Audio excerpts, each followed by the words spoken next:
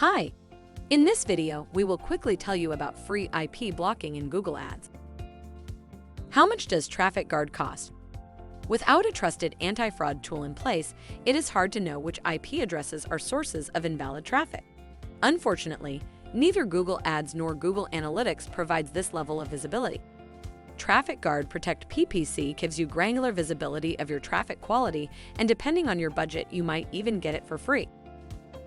Remove IP addresses from the exclusion list. Step 1. Sign into Google Ads. Step 2. In the menu on the left, click Settings. Step 3.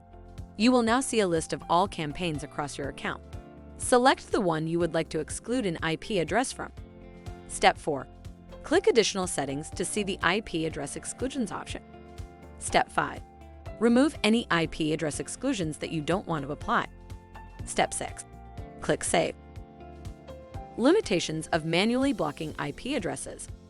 Manual IP address exclusion management is a great way to get a basic level of protection for your Google Ads budget, but it does have its limitations, including timing, labor-intensive, exclusion list size.